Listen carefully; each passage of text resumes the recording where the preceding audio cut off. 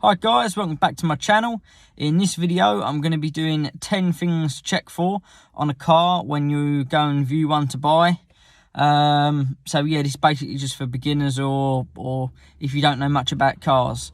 So we found a car on the Facebook marketplace for around, I think it was £850 or £900. It was a Ford Focus 1.8 petrol on a 2008 plate. So the first thing I'd done was, obviously once I spoke to the owners and that, and arranged a booking to view it, I done an Mot check online and just seen basically when the Mot was due, what the miles is, any advisories on there. So when I'll go to them and view it, if there is any advisories, I can then look at them on the car and see if they've been done. So we then went there and viewed it.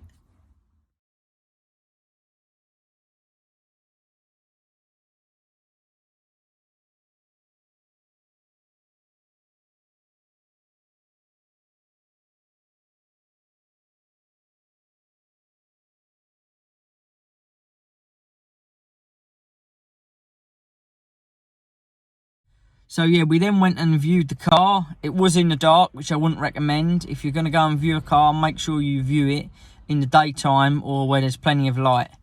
But I wasn't really worried on what it looked like because it was only just for a run around, basically for a short period of time. So we went and viewed it. I asked the guy, obviously, why was he selling it, because that's another thing you want to know what the reason is for a sale, because you can go and buy a car and it can just be a complete, rubbish box, basically. It could want loads of work doing to it and stuff like that, and some people might not tell you that. So you have to be careful out there. So you want to know, obviously, what was the reason for the sale. Theirs was he bought it for his missus and she didn't like it or something. They were learning to drive or something like that, and they just were going to get rid of it. And obviously Christmas is coming up, so that was fair enough. The guy seemed pretty sound. We then popped the bonnet. I had a look at the oil and the water just to make sure everything was okay there, which I'll show you in the video in a minute.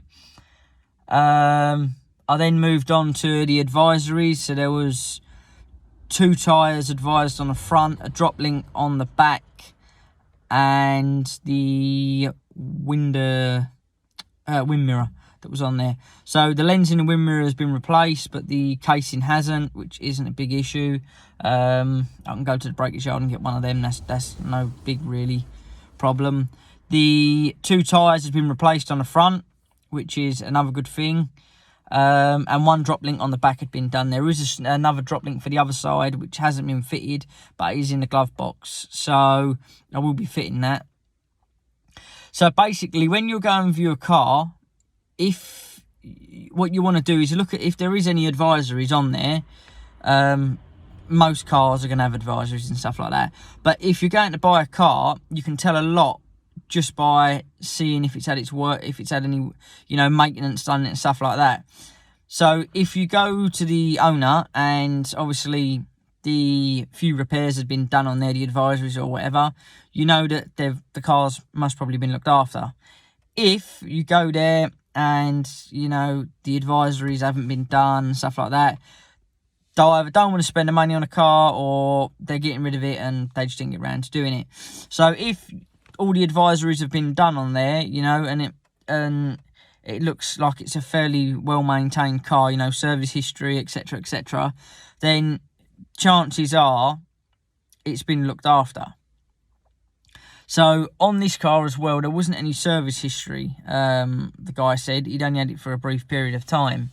So when I then got home, I had a look, and there is service history up to 90,000, which is obviously I know then it has been serviced and it has been looked after, the engine. There's 125,000 on the clock, so it is due for another service.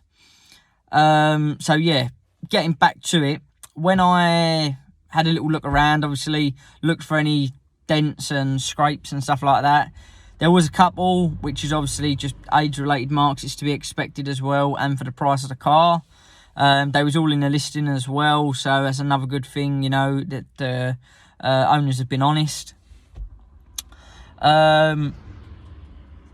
I had a little look at the brakes as well on there, which I'll show you, and also the instrument cluster on the inside to obviously make sure that everything's working and, you know, you're not trying to be scammed by anything like that. But I'll show you that further on in the video. So, I did buy the car, obviously, and I had a little bit of a bargain with him, and I got it down to £780. The reason why I got it a little bit cheaper is obviously because the handbrake's a little bit high. It needs adjusting, which he did say. The wind mirror obviously needs doing, and it just wanted a little bit of a valet inside, and it could do with a service. So that's why I got it a little bit cheaper. I did go in at 700, and he then counterbidded me at like 8. I said 750, and, you know, we come to an agreement of 780. So that is, you know, a fairly reasonable price, I think, for the car. So what I'm going to do, I'm now just going to show you on all the things of checking everything. Okay, so what you want to do is put the ignition on, and you want to make sure all these little lights are all lighting up. Let me just turn the heating down. So what I have seen before is these lights, people have taken the bulbs out, covered them over, you name it, they've most probably done it. So what they'll do, if you've got a problem with the engine and you put that on, the engine light would come up. Now, it isn't often that it's done in obviously newer cars and that, but in the older cars, because they're a lot more easier to do, and there ain't as much electronics and stuff like that, people used to cover, you know, the engine management light up and stuff like that, basically just so then you couldn't see that there was an actual problem with the engine. So yeah, just make sure when you go to buy a car that you put the ignition on, and you make sure all the lights all come on and then go off. And then if I just start the car, you can see they all go out. So you know that that's running, the engine sounds like it's running okay. You know, there doesn't sound to be anything problem with the engine. So that is a really good sign. And a lot of people miss it as well, because you wouldn't think that people would do that, but I have seen it done a few times, and I bought a car as well, and it had that covered over.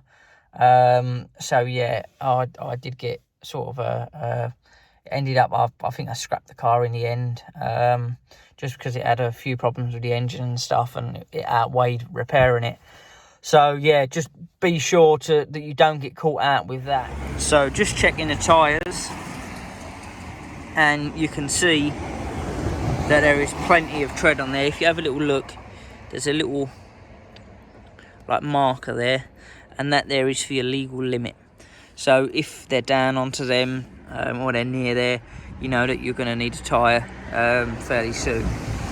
And also as well, another good sign, make sure you full lock the car, left or right, whatever, just so you can look at the tyres and check that the inside of the tyre has actually got tread on there. Because what you can get, if there's tracking out, you'll find that the inside of the tyre will wear down. So yeah, that is a good indicator. So if it's bald here, then chances are the tracking's out. Or if it's bald in the centre, then you know the tyre's been overinflated. So yeah, just make sure that there's a nice amount of tread across the whole of the tyre on there. Also as well, if you have a little look on the inside, you can just see in there, check to make sure your pads are all okay. There's a fair bit of meat left on there, so they're not in too much of a bad condition. So, and you can also check as well, just run your finger on the edge of the disc, and if you feel a lip, you know that the disc is got a little bit of wear on there as well. So the more the lip, the more wear is. There are drums on the back as well, but it's not in bad condition, to be honest. So there's a little dent that was just on there on the back. Also as well, this side had been keyed as well on there, so but other than that, it is in fairly good condition. I did give it a clean out, but I've been using it the past few days. I've done about 300 mile in it, so I just wanted to make sure everything was working fine. A couple of the little instruments have just been worn off on there, and the missus has now put all the danglies in here and God knows what. So yeah, it's not in too much of a bad condition. So I'll just pop the bonnet. So if you start the vehicle up, obviously it's a little bit cold at the moment outside as well. Just make sure there's no smoke coming out of the exhaust, like black smoke or thick fogs, like thick fog coming out of there. Obviously when it's hot and stuff, you're bound to get a little bit of condensation a minute because it's cold. But just make sure it's not belting out loads of smoke, and it's clouds of smoke as you go along the road, because you could have a problem with the engine inside. But with this car, that's not the case. Okay, so we've checked the antifreeze levels. It is just a touch a little bit low there. It's nice and pink as well, so the fluid is nice and strong. You can get fluids in blue, green. You can get green antifreeze and stuff like that, depending on what make and model the vehicle is and stuff. So having a little look around the engine, you can have a look and just make sure there's no oil leaks, no water leaking out of the water pump or anything like that down there. If you open your oil cap, if you look on top, obviously that's in good condition there, but if you look in there and there is like a creamy substance or anything like that, then the chances is the engine has got a problem inside. So just have a look for that. And the same for here. I won't open the cap because obviously I've just come back off a drive, and there'll be pressure in there, so just be careful on opening the cap if you've been on a drive, because if there is any pressure in there, you will burn your hands. But just unscrew that and make sure that's nice and clean, the cap. There's no oil around there, or any sort of substances like a coppery colour, copper slip sort of grease around there or anything like that, because sometimes people will put a water sealant in if it's got a cooling problem, and that will sit on the top of that cap there. So make sure it's nice and clean, there's nothing in there it should be, and you'll be fine there as well. So just getting on as well to check the oil. As you can see there, the minimum lines at the bottom and the maxes at the top there, and that's got oil on there, so that's all level is good there. As well, if you're checking the oil, wipe the stick and then re-dip it and check it, because obviously when the engine runs it will come all up the dipstick, so you won't get an accurate level. This here is also need replacing. They've just put some sort of pipe on there. Obviously the original must be broken, so I've got to get that replaced as well. But having a look around, there's no sort of major signs of any oil leaking out or anything like that. There was a cover on the top, but one of the studs that go on there had broken, the little plastic tag on there, so I will have just to sort that out, but that's in the back, so there's no worries on there. But yeah, overall it is a fairly reliable car. Obviously I've done a few miles in it, so, and as well, when you go out, if you take it on a test drive for a mile or two or whatever, when you come back, obviously make sure it gets up to temperature and everything, but just check and see if the fans are working. You might not get them to come in. Obviously if it's in the winter and stuff, they most really won't kick in, but if you do get a chance, just to have a look and see if the fan comes in, to obviously make sure that's all working as well. So what you want to do as well is just put it into first gear, leave the handbrake up, and then just gently release the clutch. And you should start to feel the car wanting to move. So, you know, that's and obviously if you want to release it right the way up, then you will stall the car. But I won't do that. But that just goes to show that the clutch is not slipping. If you was to put it into gear and release the clutch, and you can release the clutch all the way up and it stays stationary, chances are the clutch is slipping. So just be a bit wary on that, and you know, make sure when you take it on a test drive it pulls right in every gear and stuff like that. But I will take you on a little test drive as well. Hi guys, so I'm now taking it on a test drive. It's just gone 5:30, so unfortunately it's a little bit dark.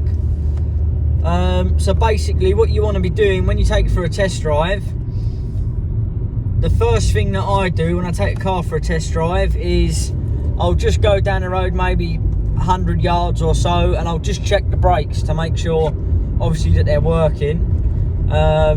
So as you can see, they're working fine on this car. So what I then do, I like to take it on about a mile or 2 mile test drive. Maybe the owner might not want you to drive it for that long, but you know, I would prefer to drive it for that. I took this on about a mile test drive, I think. Just going through all the gears basically, make sure everything goes in fine, there's no knocks or bangs. Another thing that you can do as well, if you're on a nice flat road, to check the tracking, what you can do, come on, these lights are bright. What you can do is just go down the road, put your hands on the steering wheel. Obviously make sure it's on a nice flat road as well, because that can affect it. And just gently move your hands just away a bit and see if the car goes in a straight line. If it starts veering to one side, like you can feel it on the steering pulling to one side, then possibly the tracking could be out. It did pull a little bit on this car when I took it on test drive, but I put some air in the tyres the following morning, and the back tyres, one had 12 in, one had 9, and the fronts, one had 32 in and the other one had 18. So I put the air in, and that stopped any of the pull-in or anything like that to one side. So it was just a little bit of a low air in the tyre. So as you can see, you know, there's no knocks or bangs. It drives nice. It's smooth as well. What you can do as well to check, like, to make sure the drop links and the mounts and all that are good, is just go and get like a few little potholes, not massive potholes, but you know, just hit a few little bumps or the speed humps and stuff, and see if there's any bangs or knocks, because normally if the joint's got play in, then you will get a noise come from there. You'll get a knock or something on there. But yeah, other than that, that's basically just what to take it on a test drive. You know, you can check whilst you're there, you can check the window wipers, you know, the spray jets, all that. You can do it while it's stationary as well if you wanted to. But yeah, and just make sure as well when you're driving and you're going through the gears, that every gear you go in, it pulls away nice. Obviously in first gear, there's no judder or anything like that. And then as you go up the gearbox, you know, second, third, fourth, fifth, or even sixth, you'll be able to feel to make sure the car's pulling. Obviously if you put your foot down and the revs just go right up, but yet you don't make no move, you know, you're not gaining as what you think you should, then there could be a bit of a problem, like the clutch is slipping or something like that. But I mean, in all fairness, if the clutch has gone, you'll know from when you go, when you pull away. But other than that, yeah, I mean, the car seems to be fine. As well, try and see, like, if there's a dual carriage nearby or something like that, or somewhere where you can do maybe 50 miles an hour. See if you can do that, so obviously you can go for every gear. Obviously you don't want to be flying down the road in 5th gear doing 50 and a 30. because that's not advisable, and obviously it's illegal. But yeah, so just see how it drives. But you should be able to feel, if it's your first car you're buying, maybe take someone who has been driving for a little while, and let them test drive it, because they've been driving, they'll know what the feel is, obviously comparing it to other cars they've drove and stuff. But other than that, it seems a fairly sound car. There doesn't seem to be any knocks or bangs. The drop link on the back needs replacing. I've got it anyway, but there isn't any, it is in good condition. It's just a fact of I've got it, so I'm gonna fit it, basically. But other than that, yeah, it drives nice. It doesn't pull. It's a nice smooth drive. There's no judder on the clutch. There's no crunching into the gears. It's up to temperature as well. So that's another thing. You know, once the temperature is on, make sure, you know, you're getting hot air coming through and stuff like that. Just try and do as much as possible whilst you're driving. Just try and, you know, check as much as what you can, you know. Make sure you can, if there's a few speed humps and you do go over them, to see if it does make a noise. Because like I say, once you've bought the car, you have bought it. As well, what I would say is, when you buy a car, make sure you get a receipt. So obviously, if it's off a trader, then normally you get by law, you've got, I think it's like 14 days or 21 days maybe, on there. But normally they will give you a warranty, but that warranty is normally just on like the engine and gearbox, you know, if the engine felt a bit or whatever. So yeah, just be cautious. If you're buying from a private sale, if you're buying a car, it's very hard to obviously get the money back once you've bought the car, and that's if you buy it off anyone, basically. And like you say, you don't really want to be buying a bit of a rubbish box, you know. But this road's got some potholes as well, so what I'll do, I'll just go down there, and so obviously you can hear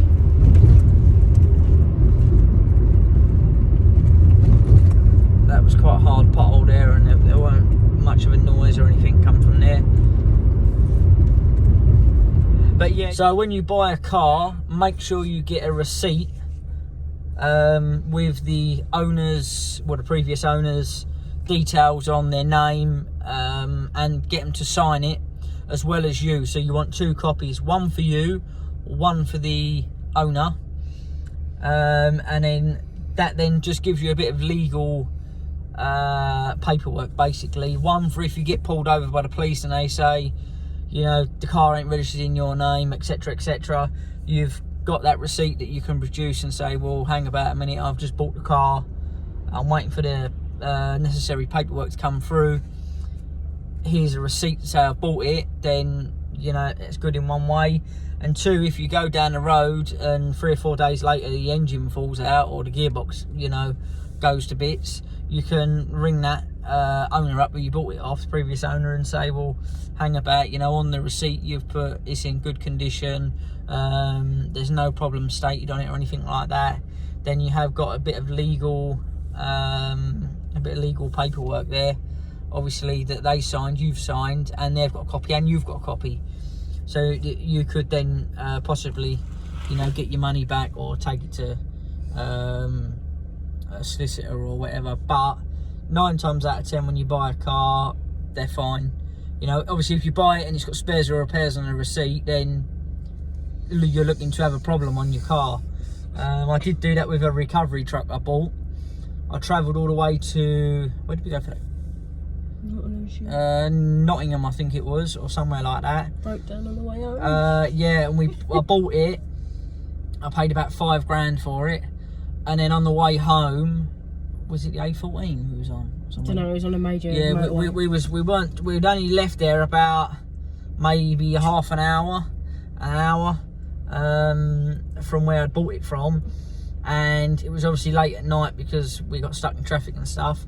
And then on the way back, my mum had obviously took me up there in her car, and then on the way back I lost all power, and I was on it was on the motorway, weren't it, I think? Yes. Yeah, and they were doing like road work, so I had to get between the cones and pull up there, and we had the highway maintenance. No, it wasn't highway maintenance. The Traffic officers, wasn't it? Yeah, traffic officers or something. They come along behind, and they were quite nice. What they done, we just pulled back out, and they followed us with their lights on all the way until the next service station on the slip road, and then I rung AA up, and they come out, because obviously I didn't have no tools on me or anything like that, and the guy had a look, and he said it was the map sensor had gone, and actually there was a map sensor and an airflow meter and stuff like that all under the seat in like a box, which while I was there waiting for him for about half an hour, I was looking about, and yeah, the chap who come out, he said obviously it's a bit of a he hasn't got the part or anything, and because I found one, I said, well, I'll pop it in. So yeah, he let me use a couple of his spanners and that, and we popped that in. That was about 20 minutes, but yeah, so that weren't too bad. But like I say, I'd bought that, and then when I looked on the bottom of the receipt, right at the very bottom, it was for spares or repairs, so I didn't really have a leg to stand. I rung the guy as well, and I said to him, look, I bought it, I've just broke down, and he basically said, oh, well, you bought your spares or repairs. I said, well, that weren't the words that were out your mouth, and yeah, he just said, well, it ain't my problem, and put the phone down. So yeah, just be careful when you obviously check all the paperwork, check what they're listing it for selling it, ask them, is there any other problems with it, even if it isn't on the listing, just check them and find out, because there could be, you know, other issues with a car, and they've just not put them down, maybe they forgot or something. But yeah, so subscribe to the channel as well if you like the channel, leave a comment or a like. And in the new year, I am going to be buying some more cars in and getting back into the car sort of scene of buying cars, repairing them, possibly going to get a recovery truck as well in the next few months. Yeah, and just get back to doing that. That's what I enjoy. I've missed it for about a year, so yeah, just follow the journey. So cheers for watching, and we'll see you on the next one.